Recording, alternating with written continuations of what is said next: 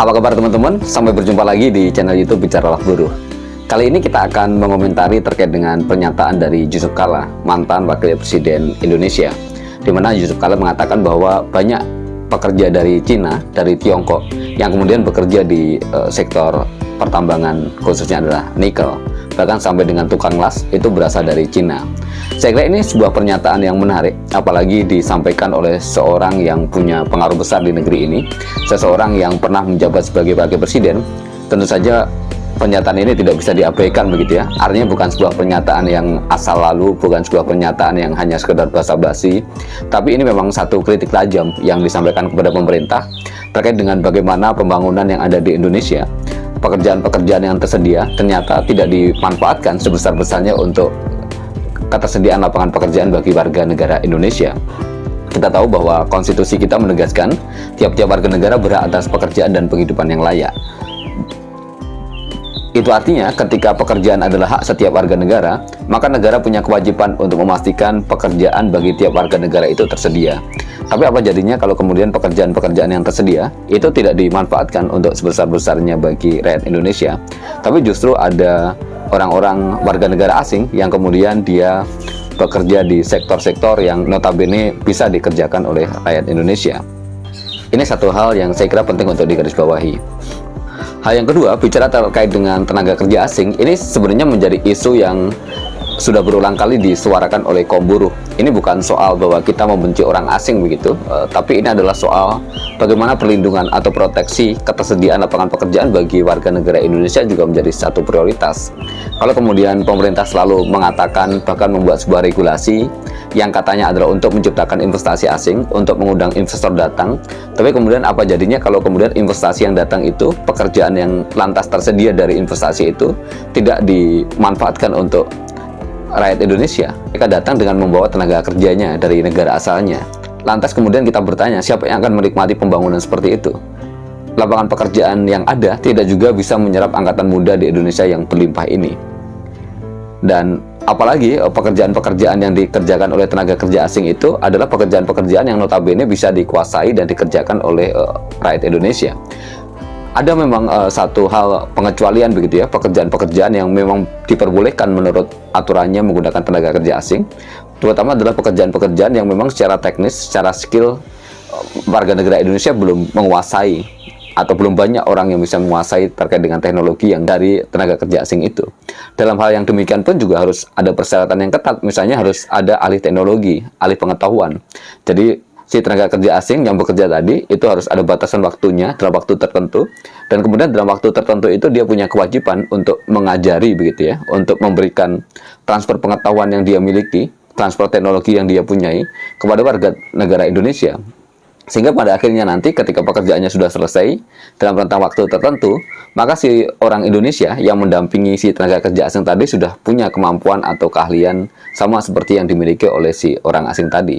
Sehingga ada transfer tuh, ada transfer pengetahuan, sekaligus juga transfer pekerjaan. Karena pengetahuannya sudah bisa dimiliki, sudah bisa dipahami, sudah bisa dikerjakan oleh orang Indonesia, maka kemudian pekerjaannya pun juga dialihkan ke orang Indonesia. Dengan demikian persyaratan ini menjadi satu persyaratan yang saya kira fundamental begitu. Apalagi ini adalah sesuatu yang kemudian akan berdampak baik bagi Indonesia ke depan. Karena tadi Indonesia bukan hanya menjadi dalam tanda kutip sebagai tempat sampah begitu, orang luar bisa naruh investasi sebegitu mudahnya, dan kemudian dengan itu mengeruk kekayaan alam Indonesia, termasuk juga tidak memberi kesempatan kepada warga negara Indonesia untuk bekerja di sektor-sektor di mana investasi asing itu ditanam. Ini saya kira juga kritik lama yang disampaikan oleh Serikat Pekerja, karena beberapa tahun yang lalu ketika ramai-ramai terkait dengan isu pekerja Tiongkok, pekerja Cina, Gerakan Serikat Buruh juga sudah menyuarakan terkait dengan hal itu. Sekali lagi, kita meletakkan ini bukan dalam posisi rasis begitu ya, bahwa kita benci Tiongkok, kita benci Cina, enggak, bukan itu masalahnya. Masalahnya adalah mana kesempatan warga negara Indonesia untuk mendapatkan pekerjaan di negerinya sendiri.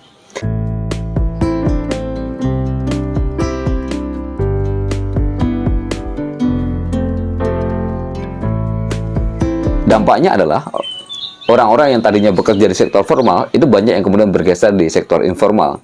Orang-orang yang tadinya bekerja di perusahaan-perusahaan, orang-orang yang bekerja di industri dan sebagainya, karena mereka kemudian kehilangan pekerjaan di sektor itu, akhirnya mereka bergeser ke sektor informal, misalnya menjadi tukang ojek online, kemudian bekerja secara serabutan, berjualan, macam-macam begitu, bahkan ada yang kemudian menjadi pekerja rumah tangga. Dan ironisnya pada titik itu, di sektor-sektor informal tadi, itu masih belum ada proteksi, masih belum ada perlindungan.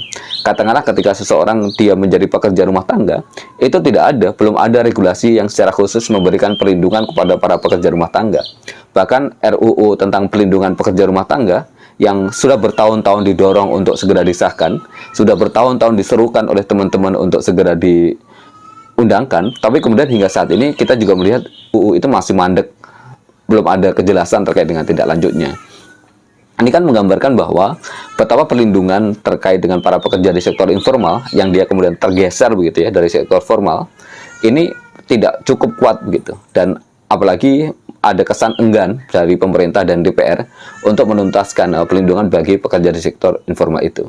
Nah, kembali lagi ke apa yang disampaikan oleh Yusuf Kalla terkait dengan banyaknya tenaga kerja asing yang bekerja di sektor nikel, ini saya kira juga mengkonfirmasi satu hal, yaitu terkait dengan keberadaan Undang-Undang Cipta Kerja. Kita tahu Omnibus Law, salah satu kritik yang kita sampaikan adalah mempermudah masuknya tenaga kerja asing. Nah, mempermudah masuknya tenaga kerja asing ini semakin terlihat gitu, semakin kasat mata kita lihat dari apa yang kemudian disampaikan oleh Yusuf Kalla tadi. Memang pelanggaran penyalahgunaan tenaga kerja asing itu sudah terjadi lama.